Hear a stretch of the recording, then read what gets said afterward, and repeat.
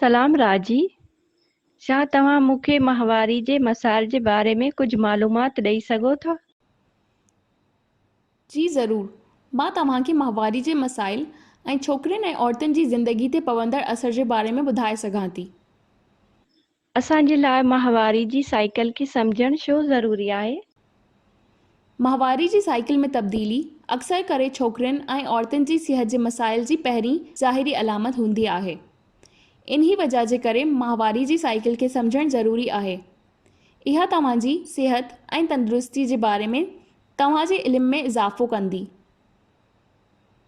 माहवारी जी गैर मामूली साइकिल छा आहे ऐं उहा कहिड़ी तरह मसइलो थी सघिजे? माहवारी आम तौर ते 3 खां 7 ॾींहं ताईं थींदी आहे। अगरि माहवारी 21 ॾींहं खां घटि या 35 ॾींहं खां वधीक अरसे खां पोइ थिए थी, या 3 या उनखां वधीक माहवारी जी साइकिल्स मिस थियनि थियूं, या माहवारी जो ब्लड मामूल खां घटि या वधीक हुजे थो, त इन सभ खे माहवारी जी गैर मामूली साइकिल चई सघिजे थो ऐं माहवारी में थियण वारी मख़सूस मसाइल जी वजह बणिजी सघिजे थो।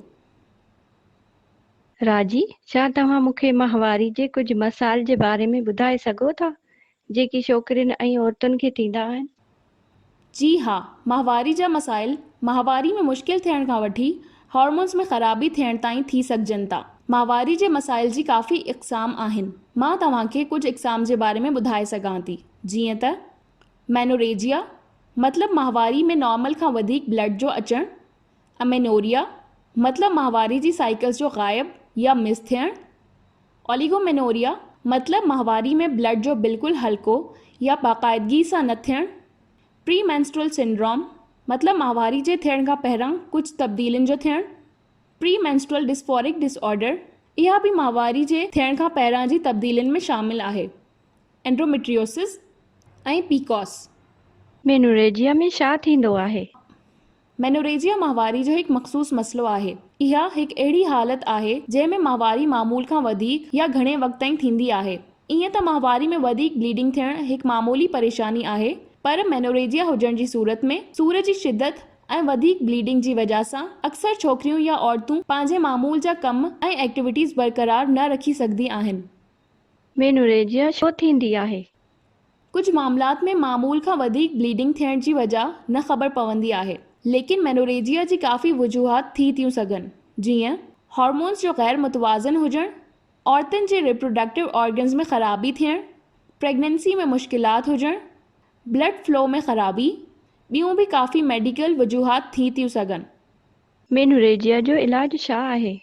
मेनोरेजिया जो इलाज कुछ अहम ॻाल्हियुनि ते मुनासिर आहे, जीअं त पीरियड्स जी ब्लड फ्लो केतिरी वधीक आहे, वधीक फ्लो जी वजह छा आहे, तव्हांजी सिहत कीअं आहे, उमिरि ऐं मेडिकल हिस्ट्री। अगरि वधीक ब्लड फ्लो तव्हां लाइ मसइलो पैदा करे रही आहे त जल्द अज़ जल्द डॉक्टर सां राब्तो करणु घुरिजे।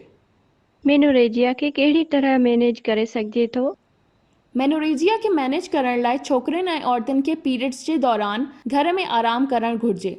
अगरि ॿाहिरि कंहिं जॻह वञिणो पए त उन जॻह ते बाथरूम जी फैसिलिटी हुजणु ज़रूरी आहे।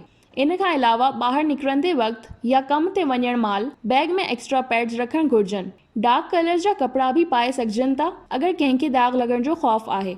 इन खां अलावा तव्हां सुम्हण लाइ हिकु प्लास्टिक शीट जो इस्तेमाल भी करे सघो था ताकि तव्हांजो मैट्रेस या बेड दागनि खां महफ़ूज़ रही सघे। एमेनोरिया में छा थींदो आहे? एमेनोरिया माहवारी में ब्लीडिंग जी गैर मौजूदगी खे चयो वेंदो आहे। अगरि कोई छोकिरी माहवारी जे बिना 16 साल जी उमिरि ताईं पुॼी चुकी आहे त इन खे प्राइमरी एमेनोरिया थी सघे थो। बाज़ औक़ात अगरि कंहिं छोकिरी या औरत खे जंहिंखे पहिरां पीरियड्स रेगुलर हुजनि ऐं पोइ माहवारी जी 3 या वधीक साइकिल्स मिस थियूं हुजनि ऐं उन जी कोई कुदरती वजह न हुजे त उन खे सेकेंडरी एमेनोरिया थी सघिजे थो। एमेनोरिया छो थींदी आहे? एमेनोरिया जी कुछ कुदरती वजूहात ही आहिनि: प्रेगनेंसी, खीर पीआरणु ऐं मेनोपॉज़ मतिलबु जॾहिं औरत 40 खां 58 साल जी उमिरि में पंहिंजी माहवारी जे इख़्तिताम ते हूंदी आहे। इन मामलात में डॉक्टर खे ॾेखारण जी ज़रूरत नाहे हूंदी, छो त इहे कुदरती वजूहात आहिनि। इन खां अलावा माहवारी जी गैर मौजूदगी जी कुझु वजूहात ही भी आहिनि: ग़िज़ाइयत जी कमी, घटि जिस्मानी वज़न, स्ट्रेस या ज़हन ते कंहिं ॻाल्हि जो दबाव या परेशानी, ज़रूरत खां वधीक वज़न हुजणु। एमेनोरिया जो इलाज छा आहे? अगर कंहिं ख़ातून खे मेनोपॉज़ जी वजह सां पीरियड्स रुकी विया आहिनि या उनखे प्रेगनेंसी आहे त इन जे इलाज जी ज़रूरत न पवंदी, छो त इहे कुदरती ॻाल्हियूं आहिनि। ॿियनि हालात में अमेनोरिया जो इलाज उन जी वजूहात ते मुनासिर हूंदो आहे, जीअं त अगर वधियल वज़न इन मसइले जी वजह आहे त सुठी डाइट ऐं एक्सरसाइज जे ज़रिए वज़न खे घटि करे सघिजे थो। अगर ज़रूरत खां वधीक घटि वज़न इन मसइले जी वजह आहे त सुठी खुराक सां वज़न ऐं सिहत खे बहितर करे सघिजे थो। स्ट्रेस या परेशानी खे घटि करण लाइ कोशिश कजे, वर्जिश में तब्दीली कजे, डॉक्टर जे चवण ते हार्मोनल या ॿियो कोई ट्रीटमेंट कराइजे। सर्जरी भी कराए सघिजे थी अगर मसइलो इलाही संगीन आहे, पर इहो इलाही घटि केसिस में ॾिठो वियो आहे। ओलिगोमेनोरिया छा थींदी आहे? इन में छोकिरी या औरत खे गैर मामूली तौर ते पीरियड्स में ब्लड जी फ्लो घटि या बिल्कुलु हल्की थींदी आहे। आम तौर ते इहो मसइलो तॾहिं पेश ईंदो आहे जॾहिं माहवारी जी साइकिल 35 ॾींहं खां वधीक लंबी हुजे या साल में सिर्फ़ 4 खां 9 माहवारी जी साइकिल्स थियनि। ओलिगोमेनोरिया छो थींदी आहे? ओलिगोमेनोरिया जी कुछ वजूहात ही आहिनि: हार्मोन्स जी लेवल में तब्दीली थियणु, डायबिटीज़ या थायराइड जा मसाइल हुजणु, ग़िज़ाइयत जी कमी हुजणु, ज़रूरत खां वधीक वर्जिश करणु, कंहिं मख़सूस दवा जो इस्तेमालु करणु। ओलिगोमेनोरिया जो छा इलाज आहे? ओलिगोमेनोरिया जो इलाज उन जी वजूहात जे हिसाब सां मुख़्तलिफ़ हूंदो आहे। आम तौर ते तव्हांखे पंहिंजी ज़िंदगी जी रूटीन में तब्दीली खणी अचण जी ज़रूरत पवंदी ऐं गॾु गॾु पंहिंजी खुराक खे सुठो ऐं परेशानी खे दूर करण जी कोशिश करणी पवंदी। इन खां अलावा डॉक्टर्स जी हिदायत जे मुताबिक़ हार्मोन थेरेपी जी पिल्स भी इस्तेमालु कई वेंदी आहिनि या वरी मसइले जी संगीनी खे ॾिसंदे कोई ॿियो ट्रीटमेंट भी थी सघे थो। प्रीमेंस्ट्रुअल सिंड्रोम या PMS में छा थींदो आहे? प्री मेंस्ट्रुअल सिंड्रोम, जंहिंखे आसान लफ़्ज़नि में PMS भी चईंदा आहियूं, हिकु अहिड़ो मसइलो आहे जेको काफ़ी छोकिरियुनि में आम आहे। इहो तव्हां सां थींदड़ अहिड़ी तब्दीलियूं आहिनि जेको तव्हांखे जिस्मानी तौर ते मतलब पेट जो फूलजणु या जज़्बाती तौर ते मतलब परेशानी या स्ट्रेस या रवैये तौर मतलब शयुनि जे विसरण जे तौर ते मुतासिर करे सघे थो। इहे तब्दीलियूं तव्हांखे माहवारी अचण खां 1 या 2 हफ़्ता पहिरां थियणु शुरू थींदी आहिनि। हिकु भेरो जॾहिं तव्हांजी माहवारी जी साइकिल शुरू थी वेंदी आहे त इहे ख़तम थी वेंदी आहिनि। प्रीमेंस्ट्रुअल सिंड्रोम जूं छा अलामतूं आहिनि? PMS इलाही मुख़्तलिफ़ तरीक़नि सां ज़ाहिर थींदी आहे। PMS जिस्मानी तौर ते मुतासिर करे सघे थी, जीअं फूलियल पेट, सूर, ग़िज़ाइयत में कमी, मथे में सूर, पठनि में सूर, जोड़नि में सूर, हथनि या पेरनि जो सुजणु, मुंहुं ते दाणा, वज़न में इज़ाफ़ो, कब्ज़ जी शिकायत रहणु। PMS जज़्बाती तौर ते भी मुतासिर करे सघे थी, जीअं त परेशानी या स्ट्रेस हुजणु, ॾुख में हुजणु, रोयणु, मूड जो बदिलजणु, निंड जो न अचणु, माण्हुनि सां न ॻाल्हाइणु, काबू खां ॿाहिरि थी वञणु, गुस्से में भड़कजी वञणु। PMS तव्हांजे रवैये खे भी मुतासिर करे सघे थो, जीअं त शयुनि जो विसरणु, दिमाग़ी सकून ऐं तवज्जा जी कमी, जल्दी थकिजी पवणु। मूंखे प्रीमेंस्ट्रुअल सिंड्रोम खे मैनेज करण लाइ छा करणु घुर्जे? PMS खे मैनेज करण लाइ काफ़ी तरीक़ा आहिनि। हालांकि तव्हां इन खे बिल्कुलु ख़तमु नथा करे सघो, पर इहा इलाही सुठी ॻाल्हि आहे कि तव्हां कुझु तरीक़नि सां पाण खे काफ़ी हद ताईं संभाले सघो था, जीअं त घटि में घटि 30 मिंट वर्जिश कयो, ग़िज़ाइयत सां भरपूर खुराक खाओ, जीअं त सब्ज़ी, अनाज ऐं फ्रूट। अहिड़ी खुराक खाओ जंहिं में कैल्शियम वधीक हुजे, जीअं खीर, सब्जियूं ऐं मच्छी। लूणु घटि इस्तेमालु कयो, सिगरेट या हुक्को न पियो, पंहिंजी पूरी निंड कयो, कंहिं बि कम में पाण खे मशगूल रखो ताकि तव्हांजे ज़हन तां परेशानी ऐं स्ट्रेस घटि थिए। प्रीमेंस्ट्रुअल डिस्फोरिक डिसऑर्डर में छा थींदो आहे? Pre menstrual dysphoric disorder pre menstrual syndrome में थींदड़ तब्दीलियुनि जो ही ॿियो नालो आहे, पर इन हालात में तब्दीलियूं इन हद ताईं थी सघनि कि तव्हांखे मेडिकल ट्रीटमेंट जी ज़रूरत पई सघिजे थी। छा प्रीमेंस्ट्रुअल सिंड्रोम ऐं प्रीमेंस्ट्रुअल डिस्फोरिक डिसऑर्डर जूं अलामतूं हिकु जहिड़ियूं आहिनि? Pre menstrual dysphoric disorder pre menstrual syndrome खां वधीक शदीद असरात खणी अची सघे थो। ॿिन्ही मसाइल जी अलामत हिकु जहिड़ी आहिनि, पर प्री मेंस्ट्रुअल डिस्फोरिक डिसऑर्डर में छोकिरी या औरत खे वधीक तकलीफ़ खां गुज़रणो पवंदो आहे। इन खां अलावा इन डिसऑर्डर जी वजह सां उन जी ज़िंदगी कम ऐं ख़ानदान ते वधीक असर पई सघिजे थो। प्रीमेंस्ट्रुअल डिस्फोरिक डिसऑर्डर खे कीअं मैनेज करे सघिजे थो? इन डिसऑर्डर जे लाइ मेडिकल ट्रीटमेंट जी ज़रूरत पई सघिजे थी ऐं उन सां गॾु ज़िंदगी में कुझु सुठी तब्दीलियुनि सां सुठो असर पई सघिजे थो। इन लाइ अहिड़ी हालत में डॉक्टर सां राब्तो करणु ज़रूरी आहे। एंडोमेट्रियोसिस छा थींदो आहे? एंड्रोमेट्रियोसिस हिकु अहिड़ो मसइलो आहे जंहिंमें छोकिरी या औरत जी बॉडी में मौजूदु टिश्यूज़ जेके यूट्रस जे अंदरि हिकु लाइनिंग में हूंदा आहिनि उहे यूट्रस जे ॿाहिरि बि थी वेंदा आहिनि। एंडोमेट्रियोसिस जूं छा अलामतूं आहिनि? एंड्रोमेट्रियोसिस इलाही तकलीफ़ ॾेई सघे थो। इन सां गॾु गॾु ही कुझु अलामत बि ज़ाहिर थी थियूं सघनि। माहवारी जे दौरान यूरिन में तकलीफ़ हुजणु, माहवारी जे दौरान मामूल खां वधीक ब्लीडिंग थियणु, कब्ज़ जी शिकायत रहणु, डायरिया थियणु, यूरिन जे दौरान ब्लीडिंग जो हुजणु, जल्दी थकिजी पवणु, उल्टी थियणु, अज़दवाजी ज़िंदगी ऐं प्रेगनेंसी में मसइला थियणु इन जी अलामत में शामिल आहे। एंडोमेट्रियोसिस कॾहिं थींदी आहे? उमूमन जे छोकिरी खे एंड्रोमेट्रियोसिस जो मसइलो थींदो आहे उनखे इहे अलामत पहिरीं माहवारी या उन जे कुझु सालनि खां पोइ शुरू थी सघजनि था। एंडोमेट्रियोसिस जी ख़बर कहिड़ी तरह पइजी सघिजे थी? एंड्रोमेट्रियोसिस जो पतो लॻाइणु मुश्किल हूंदो आहे। उमूमन डॉक्टर्स फिज़िकल टेस्ट ऐं अल्ट्रासाउंड जे ज़रिए अंदाज़ो लॻाईंदा आहिनि, पर इन जो हिकु यकीनी तरीक़ो लेप्रोस्कोपी आहे। लेप्रोस्कोपी छा आहे?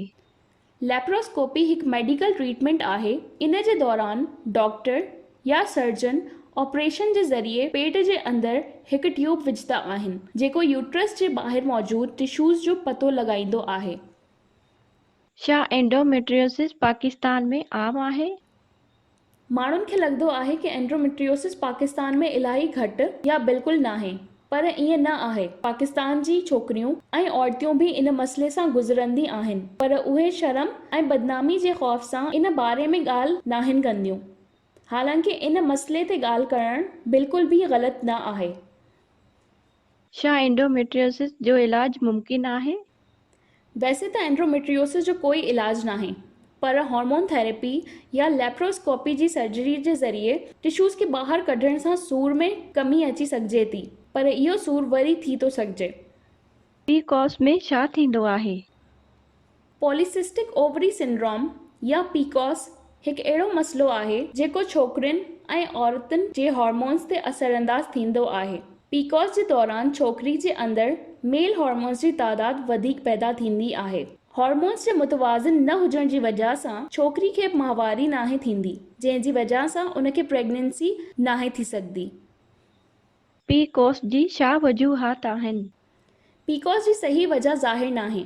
डॉक्टर्स जो चवणु आहे कि छोकिरी जी बॉडी में मेल हार्मोन्स जी वधीक मिक़दार जी वजह सां ओवरी जे हार्मोन्स ऐं एग्स जो पैदा थियणु रुकिजी सघिजे थो, जंहिंजी वजह सां माहवारी में मसइलो थींदो आहे।